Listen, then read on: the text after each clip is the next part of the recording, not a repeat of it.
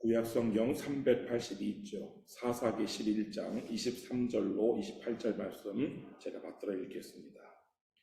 이스라엘의 하나님 여호와께서 이같이 아모리 족속을 자기 백성 이스라엘 앞에서 쫓아내셨거늘 네가 그 땅을 얻고자 하는 것이 옳으냐?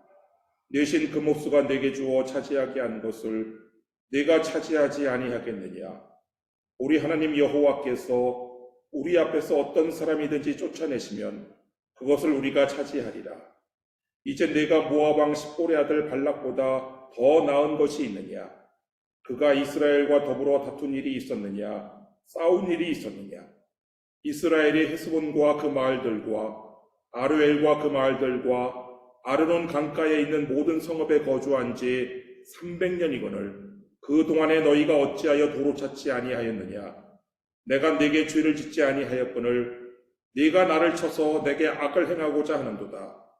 원하건대 심판하시는 여호와께서 오늘 이스라엘 자손과 암몬 자손 사이에 판결하시옵소서 하였으나 암몬 자손의 왕이 입다가 사람을 보내어 말한 것을 듣지 아니하였더라. 아멘.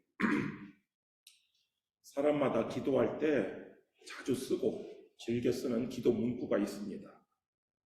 어떤 사람의 기도문은 유명한 기도문이 되어서 많은 사람들에게 감명을 주기도 하는데요.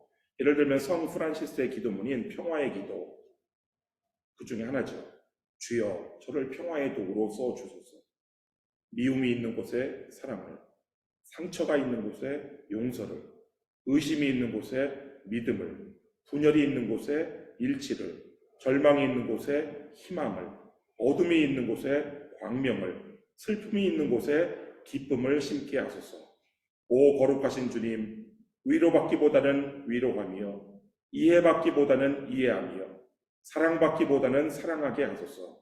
우리는 줌으로써 받고 용서함으로 용서받으며 죽음으로써 영원한 생명을 얻기 때문입니다. 우리가 자주 사용하는 우리의 기도에는 우리의 신앙과 우리의 가치관이 담겨 있어요. 오늘 본문에는 짧지만 입다의 기도문이 나와요.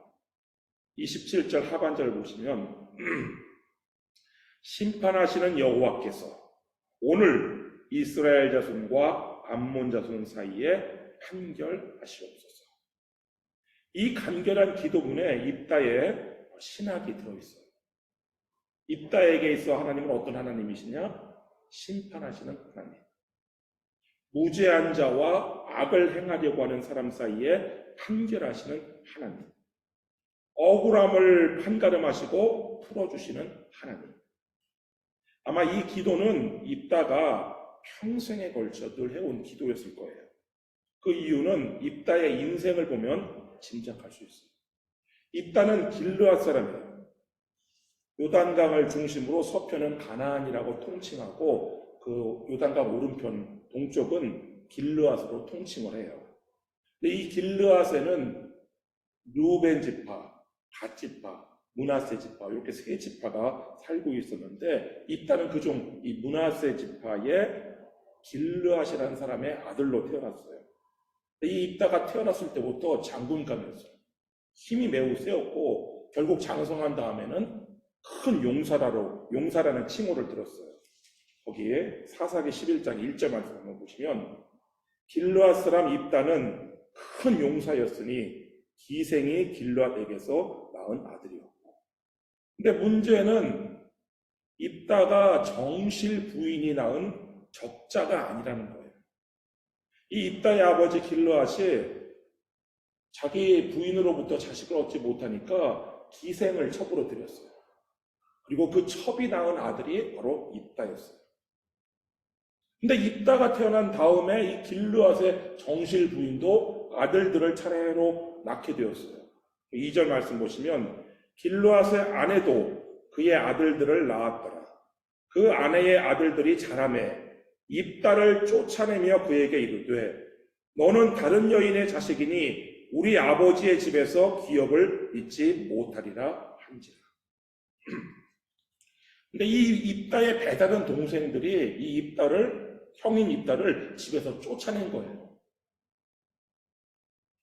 이것은 적서차별이 존재했던 유교 문화권에서는 뭐 있을 수 있는 일이에요.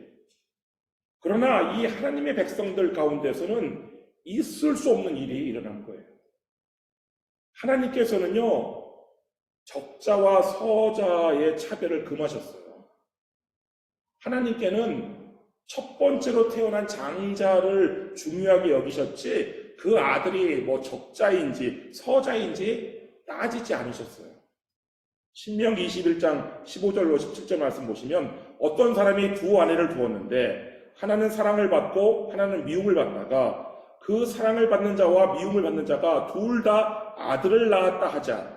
그 미움을 받는 자의 아들이 장자이면 반드시 그 미움을 받는 자의 아들을 장자로 인정하여 자기의 소유에서 그에게는 두 몫을 줄 것이니 그는 자기의 기력의 시작이라.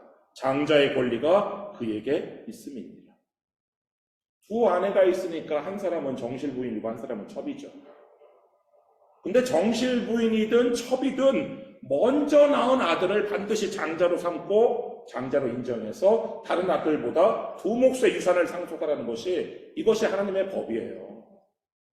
하나님께는 유교 문화권처럼 적자인지 서자인지 이런 게 중요한 게 아니에요. 그걸 따지지 않고 그 차별을 하지 않으셨어요. 다만 중요한 것은 장자인지 아닌지 이게 중요했던 것이죠. 근데 이 길르앗의 자식들은 형 입다를 장자로 인정하지 않았을 뿐만 아니라 장자의 권리를 빼앗았어요. 그리고 이 입다의 동생들은 자신들의 힘만으로 이 큰 용사인 형을 쫓아낼 수 없으니까 이 길르앗의 장로들을 포섭해가지고 이 길르앗의 장로들의 힘을 빌려가지고 이 형 입다를 이 집에서 아버지 집에서 쫓아낸 거예요.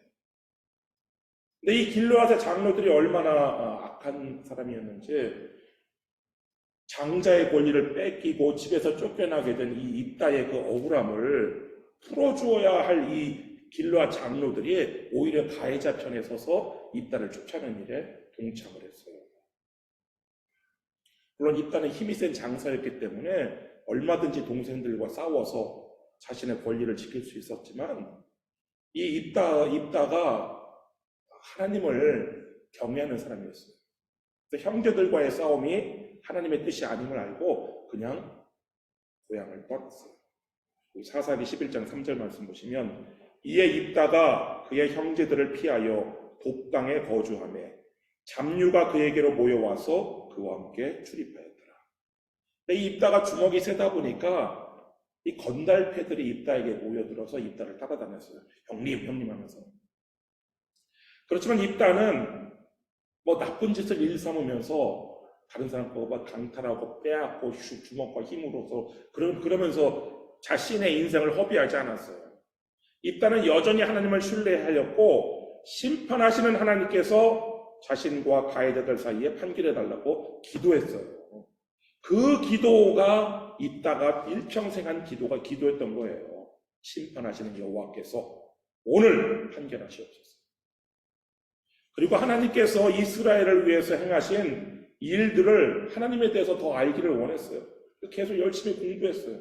이것이 입다가 역사에 해박한 이유였어요. 입다는 비록 고향을 등진 신세가 되었지만 자신의 인생을 한탄하면서 인생을 허비한 것이 아니라 심판자 하나님께서 판가름해 주실 것을 믿고 조용히 실력을 쌓았던 거예요. 그러던 중에 암몬 자손이 침입을 했어요. 그러자 입다를 쫓아냈던 이 길르앗 장로들이 큰 용사 입다를 만나러 돕당으로 갔어요. 5절 말씀 보시면 암몬 자손이 이스라엘을 치려할 때에 길르앗 장로들이 입다를 데려오려고 돕당에 갔어. 근데 이 길르앗 장로들이요, 자기들이 그 입다의 동생들하고 야합해가지고 입다를 쫓아냈잖아요. 하나님의 법에 어긋나는 일을 한 거잖아요. 장자인데 장자를 인정하지 않고 기생이라는 자식이라는 이유로 쫓아냈단 말이에요. 그러면은 입다를 만나서 먼저 뭐부터 해야 돼요? 사과부터 해야 되죠. 우리가 잘못했다. 우리를 용서해달라. 그런데 이 길르앗의 장로들은 자신들의 용건만 얘기를 하는 거예요. 한마디 사과도 없이 자신들의 용건만 얘기하는데 이 6절 말씀 보시면 입다에게 이르되 우리가 암몬 자손과 싸우려 하니 당신은 와서 우리의 장관이 되라 하니.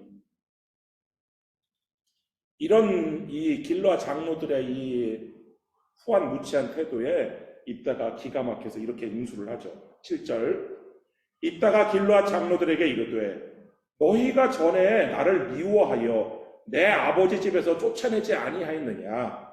이제 너희가 환난을 당하였다고 어찌하여 내게 왔느냐? 그러니까 이 길르앗 장로들이 입다가 혹할 만한 통치자 자리를 약속을 해요. 8절 말씀 보시면 그러므로 길르앗 장로들이 입다에게 이르되 이제 우리가 당신을 찾아온 것은 우리와 함께 가서 암몬 자손과 싸우게 하려 함이니 그리하면 당신이 우리 길르앗 모든 주민의 머리가 되리라. 그런데 입다가 이 장로들의 말을 신뢰하지 않죠. 그래서 입다가 9절처럼 반문을 해요. 입다가 길르앗 장로들에게 이르되 너희가 나를 데리고 고향으로 돌아가서 암몬 자손과 싸우게 할 때에 만일 여호와께서 그들을 내게 넘겨주시면 내가 과연 너희의 머리가 되겠느냐? 과연이라는 단어를 사용하면서 이 입다는 이 길르앗 장로들에게 이용만 당하다가 버림받게 되지 않을까 그런 의구심을 품어요. 그러자 이 길르앗 장로들이 하나님을 증인으로 내세워요. 10절 말씀 보시면 길르앗 장로들이 입다에게 이르되 여호와는 우리 사이에 증인이시니 당신의 말대로 우리가 그렇게 행하리이다 하니라. 하나님이 지금 우리가 나눈 대화의 증인이고 우리가 반드시 약속을 지키겠다라고 얘기하니까 입다가 이 장로들을 따라 나서요. 근데 전혀 입다가 기대하지 않은 일들이 일어나기 시작하는 거예요. 입다가 전쟁에 참전하지도 않았는데 전쟁에서 승리하지도 않았는데 입다를 이 백성들이 자신들의 지휘관과 자신들의 통치자로 세웠어요.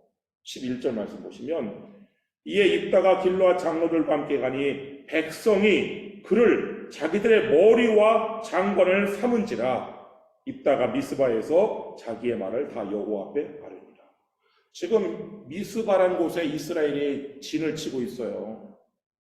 그곳에 지금 입다가 이 길르앗 장로들과 함께 가니까 백성들이 지금 입다는 암몬과의 전쟁에서 승리한 다음에 내가 길르앗의 통치자가 되겠지, 약속을 지키겠지 이렇게 생각하고 있었는데 백성들이 입다를 보자마자 그냥 우리의 통치자로 삼아버리는 거예요.